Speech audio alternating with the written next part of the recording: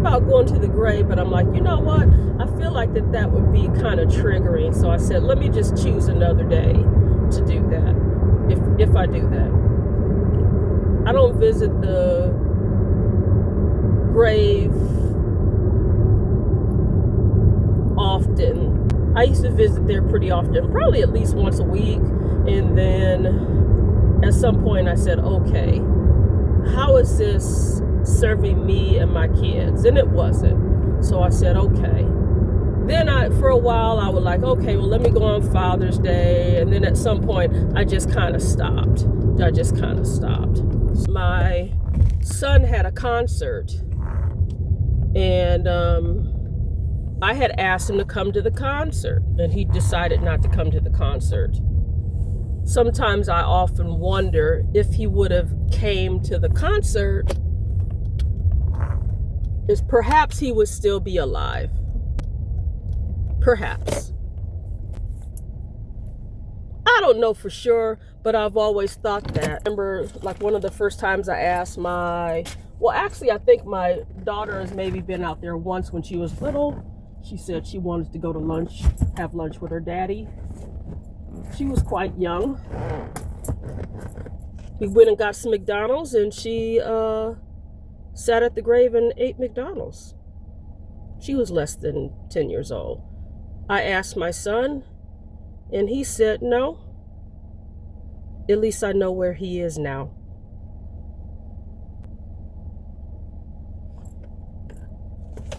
My son was around 13 when he said that.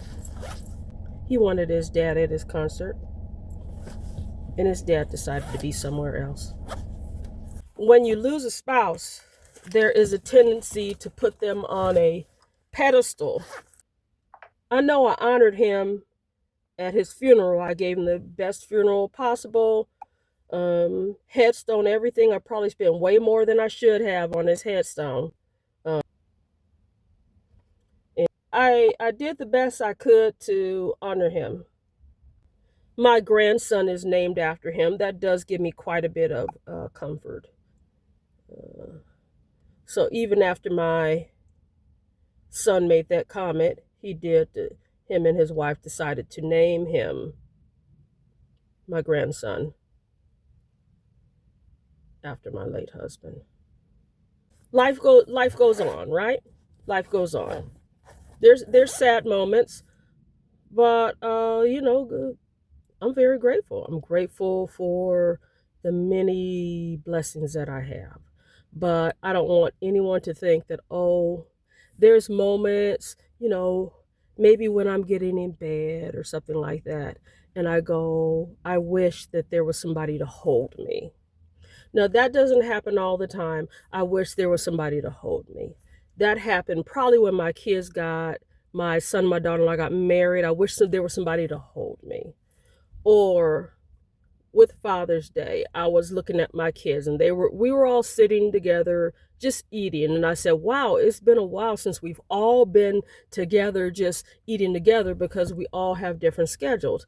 And in that moment, it was like, wow, I wish he was there, and like I was here to hold his hand, and that we could just look at our children.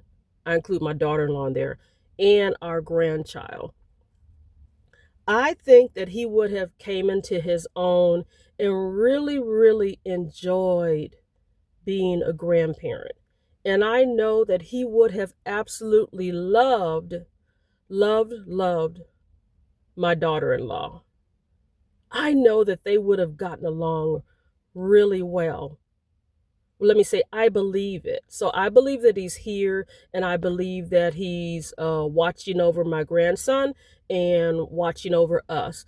But he was a man. He was not perfect. There was a lot of trials and tribulations during the marriage, largely because we were not equally yoked in a lot of ways. Although I loved him enough to have children with him. And he was very funny, and he was very discerning. There was a couple times he did things like, there was this lady, she sold real estate, but she was a scammer, and he called her the cutest scammer in Georgia. And then there was another time where we went over to lunch. Oh, this couple invited us when we first moved, and he sized up the husband and said, Danielle, when is somebody gonna tell that lovely woman that her husband is on the DL? And guess what? He was on the DL. My brother was married, his first marriage. My husband said, I don't know about that. I got a bad feeling about her. You think she really wants to be married to him? He was right. That first one, that's not my story to tell. But when I tell you he was right, so he had a lot of good qualities.